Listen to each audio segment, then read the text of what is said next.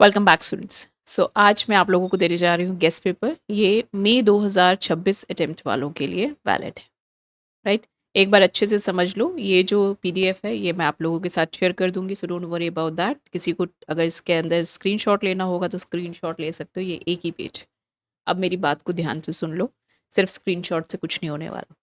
आप लोगों के यहाँ पे मैंने 12 मोस्ट हाइलाइटेड टॉपिक्स को कवर किया है और इसका मेन एजेंडा ये है कि इन टॉपिक्स में से किस तरीके से आपने फाइनली अपने एग्जाम के लिए प्रिपरेशन करनी है, लास्ट मिनट वाली, ठीक है।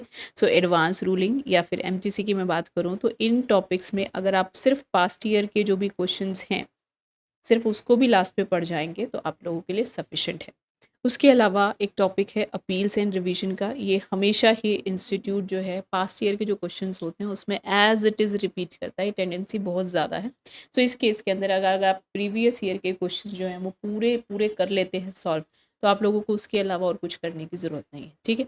पीजीपीपी के केस में हमें पता है कि हमारे पास कोई भी एक्सक्यूज़ नहीं है, हर हालत में हमें देखने के लिए मिलता है। सिर्फ और सिर्फ क्या होता है, डिफरेंस क्या होता है, कभी कभी इंस्टीट्यूट का क्वेश्चन पूरी तरीके से रेगुलर एडजस्टमेंट्स को लेके होता है, कभी कभी वो आपसे टैक्स लायबिलिटी कंप्यूट कराता है, तो उस चक्कर में वो आप लोगों से डिफरेंट हेड्स जैसे कि कैप गेन अदर सोर्सेज उनको भी इन्फ्यूज़ कर देता है बीच में, ठीक है। सो ऐसे सिचुएशन में आप लोगों को डेप्रीशिएशन, एडिशनल डेप्रीशिएशन, क्योंकि क्वेश्चन ज़्यादातर मैन्युफैक्चरिंग कंपनीज को लेकर के आता है, राइट, इन दोनों पॉइंट्स को। और इसके अलावा जो रेगुलर एसेस जो भी एडजस्टमेंट्स हैं इसमें आप चाहो ना तो मई 2025 का जो क्वेश्चन है, एक उसके अंदर मोर और लेस इन्होंने जितनी भी भड़ास निकाल सकते थे रेगुलर एडजस्टमेंट्स की वो सारी की सारी दी हुई हैं।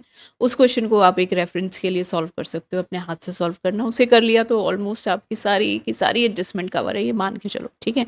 इसके अलावा कैप गेन और अदर सोर्सेज को इन्वाइट करेंगे, वो भी ज़रूर देख लेना। मैट की अगर मैं बात करूँ तो मैट आप लोगों के लिए मस्ट डू है। मैं यहाँ पे जो हाईलाइट कर रही हूँ वो मस्ट डू है, ग्रीन, इनको आपने नहीं छोड़ना है, ठीक है।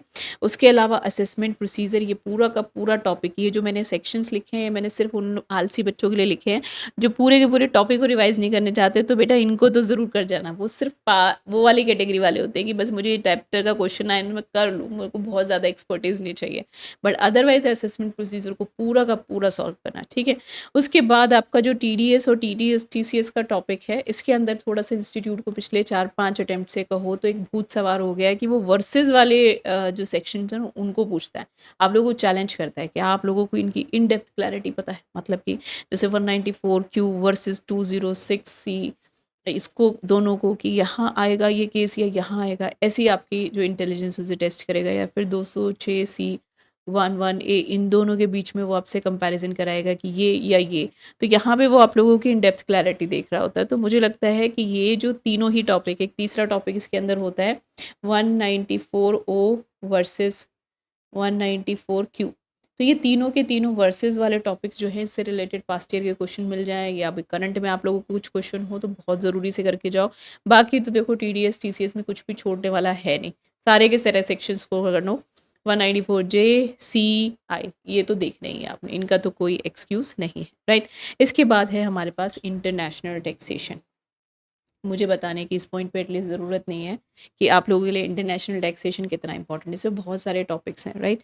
उन सारे टॉपिक्स के अंदर ना जो सबसे ज़्यादा आप लोगों से बार बार टेस्ट किया जाता है वो है रॉयल्टी को लेकर के आपको कितनी क्लैरिटी है, इंटरेस्ट को लेकर के, या फिर फ़ी फॉर टेक्निकल सर्विसेज इसको लेकर कितनी क्लैरिटीज़ है। तो इसके सब्जेक्टिव सेक्शंस को आपने बहुत इन डेप्थ पढ़ के जाना है। कोई क्वेश्चन आप लोगों के सामने हो वो क्वेश्चन आप लोग करके जाएंगे।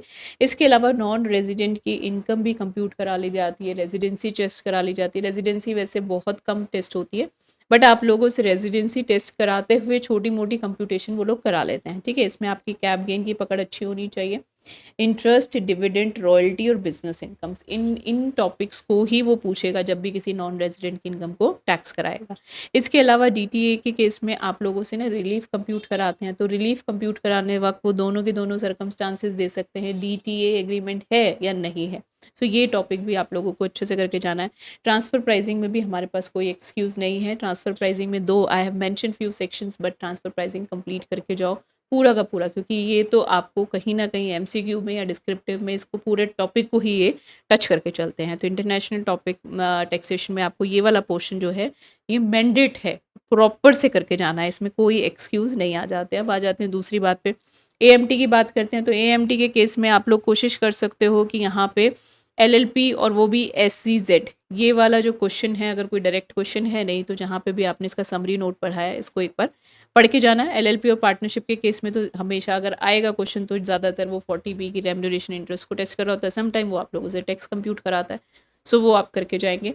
पेनल्टी, इंटरेस्ट, एथिकल प्रैक्टिसेस, ये दो अलग दिख रहा है बट ये असेसमेंट प्रोसीजर को ही बेस बनाता है चैप्टर। तो अगर आपका असेसमेंट प्रोसीजर अच्छे से पक्का है, उसमें आपको सारे के सारे प्रोविजंस अच्छे से समझ आते हैं, तो पेनल्टी इंटरेस्ट के केस में सिर्फ और सिर्फ आप लोगों को ना कंप्यूटेशन बेस्ड क्वेश्चन आता है, टैक्स कंप्यूट कराएगा, पेनल्टी कंप्यूट कराएगा या इंटरेस्ट कैलकुलेशन कराएगा।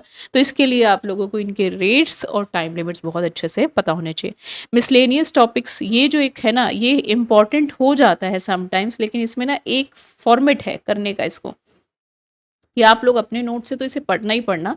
इसके अलावा आप लोगों को आईसीआई आपके अटेम्प्ट के लिए, जैसे मई 2026 का अटेम्प्ट है उसके लिए जो आरटीपी देता है, वो आरटीपी या फिर जो केस लॉज आप लोगों के लिए नोटिफाई करता है या फिर जो नोटिफिकेशंस और सर्कुलर्स होते हैं, उनमें अगर कोई भी टॉपिक ये वाला कवर हुआ, मिसलेनियस वाला, इससे रिलेटेड कोई केस लॉ कवर कर लिया या कोई क्वेश्चन कवर कर लिया या यहाँ पे कोई केस लॉ बताया है, नोटिफिकेशन सर्कुलर आया इससे रिलेटेड, तो फिर कोई एक्सक्यूज़ नहीं है, फिर उसको तो आपने बहुत ही अच्छे से करके जाना है, क्योंकि यहाँ डायरेक्टली यहीं से उठा के क्वेश्चन पुट कर दिया जाता है। ठीक है, टैक्स प्लानिंग के केस में तो हमें पता है 3 टॉपिक हैं, गार है, राउंड ट्रिपिंग है, एसईजेड रिलेटेड सिंपल क्वेश्चन हैं, तो इंस्टीट्यूट राउंड अबाउट यहीं घूमता रहता है। तो इन तीनों टॉपिक की आप लोगों ने मास्टरी अच्छे से करके जानी है। This was all from my side. मैं बहुत लंबा इस वीडियो को नहीं बनाना चाहती।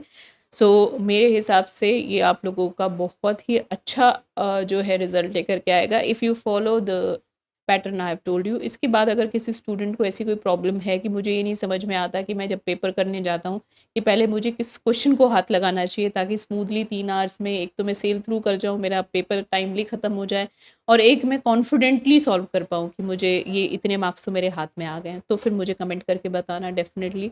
विद इन 1 और 2 डेज़ इसका मैं कोई छोटा सा शॉर्ट वीडियो आप लोगों को ज़रूर दूंगी ताकि आप लोग अपने पेपर को एग्ज़ाम में कैसे प्लान करें वो आप लोगों को हेल्प हो सके।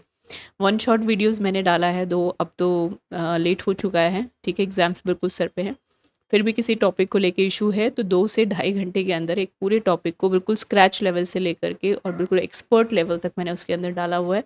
वो एक वीडियो डेली का, जैसे सप्लीमेंट लेते हैं ना, सप्लीमेंट की तरह यूज़ कर लो कि डेली आपने वो 2.5-3 घंटा, और थोड़ी स्पीड बढ़ा लोगे तो हो सकता है कि 1 आवर 40 मिनट्स या 45 मिनट्स में भी ख़त्म हो जाए।